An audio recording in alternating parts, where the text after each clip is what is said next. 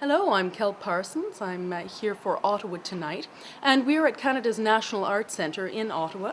We've been fortunate enough to witness the official launch of the English Theatre Season's 2011-2012 season, and we are here with Peter Hinton, who is the Artistic Director of the NAC's English Theatre. Hello, Mr. Hinton, how are you? Hello, I'm well, thank you.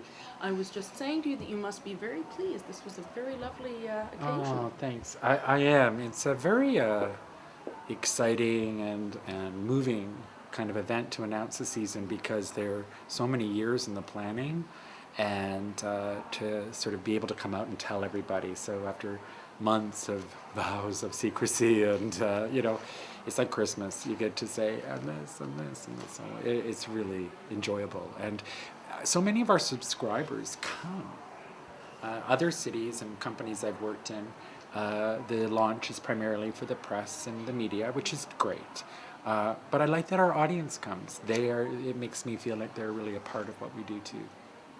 It's very interesting that you talk about this being so long in the making, because one of the things that I was wondering about when I was sitting there is when do you start to think ahead to the shape of a season?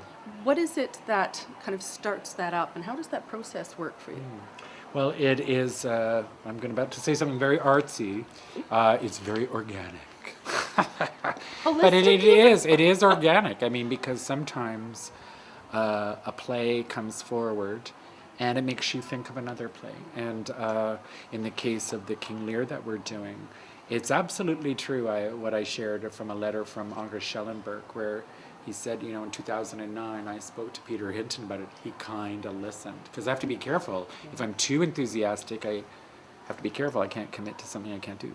But I was kind of interested. And so that took 2-3 years to realize, to find the resources to figure out the best time for it.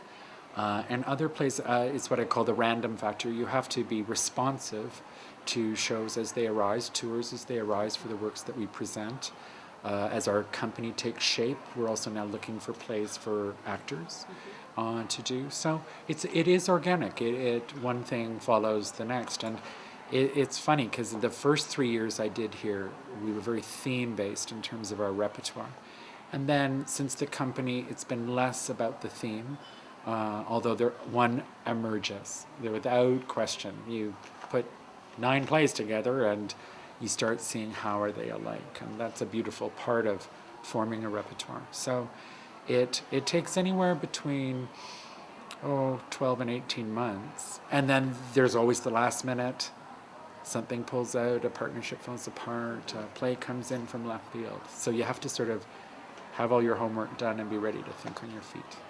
It's interesting, you kind of anticipated my next question. Yeah. You may even have answered it, Oh. actually. I was just thinking of the notion of themes and overarching themes, and it really is a very popular, it seems to be almost a kind of a default position now for theatres or for theatre companies to feel that they really need to have themes for specific seasons. Now, you were saying that even if you don't think as much along those lines as you used to, one inevitably emerges.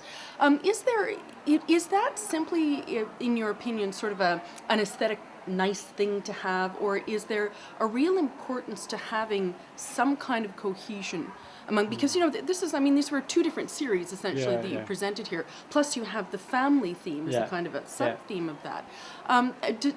Is that something that's always in the back of your mind, or are you really at this point saying, look, we're just going to look for the really good plays that we can do that suit the company we have, and as you say, you have faith that a theme will emerge, or would you be willing to look at a season and say, there's no theme there, and that's just fine? Well, I was laughing with Sean, one of my colleagues here, our publicist. The first 3 years, as I said, we were theme. And then we did this survey with our audience and said, what do you think of themes and stuff? And they said, oh, yeah, he should try that. And we laughed because we went, try it. We've been bringing it home on it for the last 3 years. And so some people it's very important to, and some people they don't observe.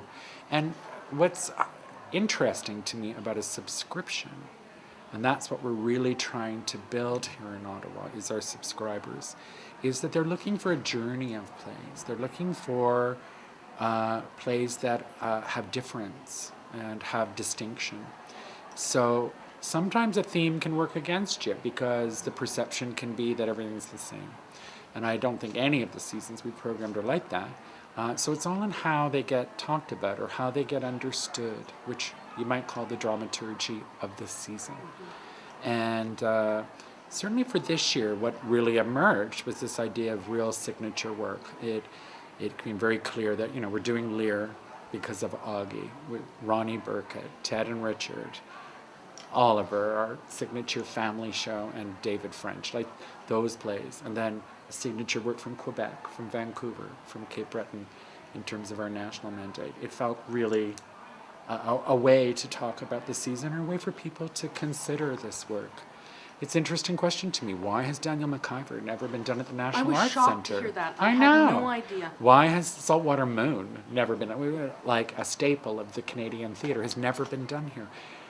Well, we can't do everything, and so we're trying to speak to that and let our audience know about the artists we're so proud of and so privileged to get to present and work with and produce and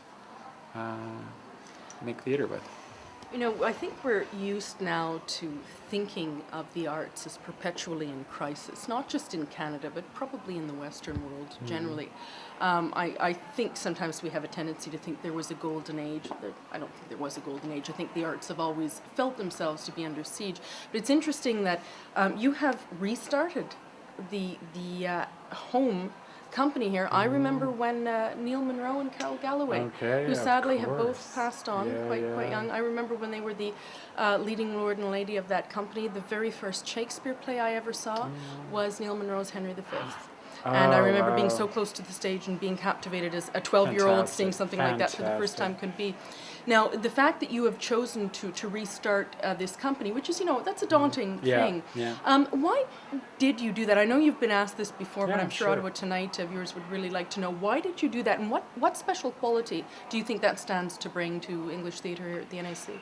Well, the company really embraces all the values of being national, because we really are into putting together a company that does represent our country.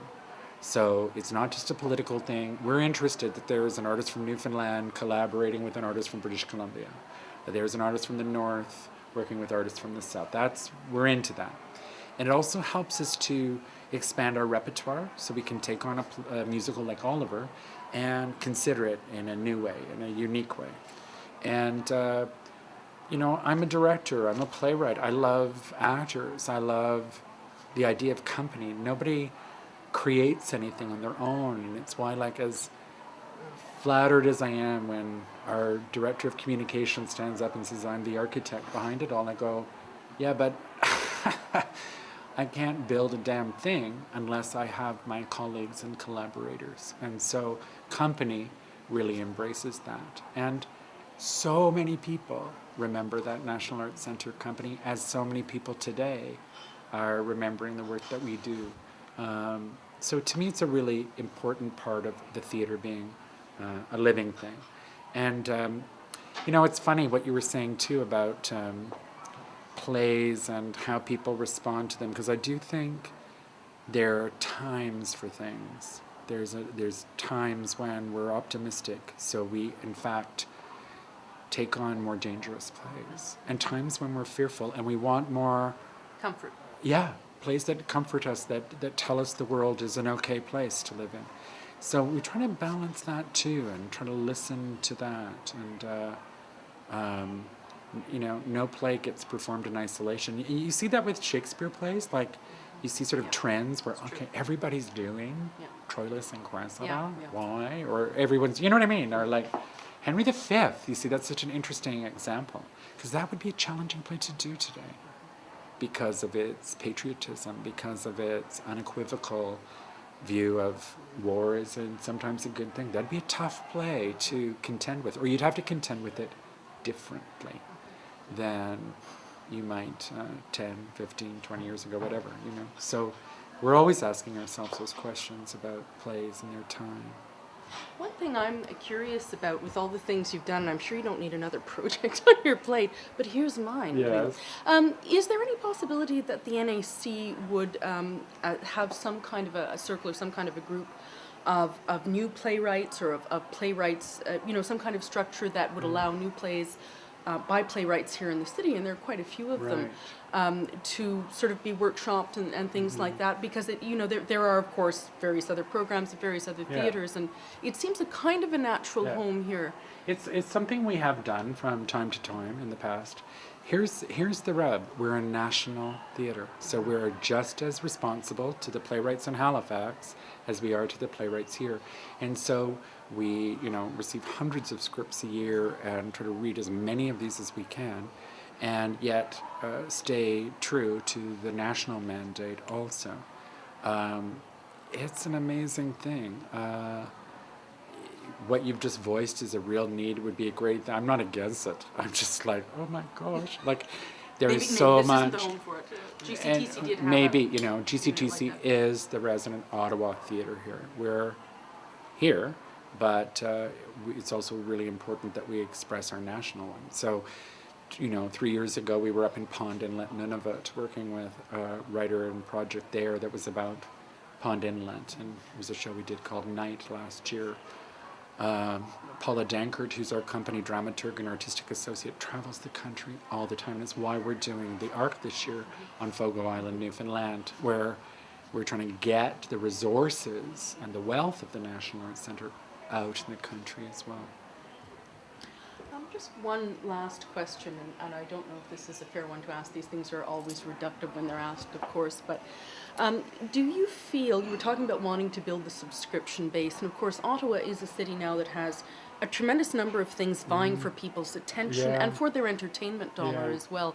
Are there theater people, are there people out there who you think, they used to be here, we want them to come back, or there are people there who are sort of nascent theater goers and we want to get them, or do you feel that there's sort of a defined demographic in that sense, or can theater do things to bring in people who, as sort of the man in the play you mentioned, just doesn't go to theater? Yeah.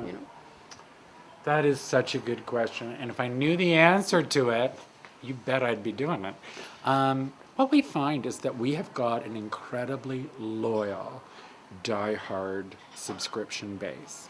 And they're people that have subscribed for a long time.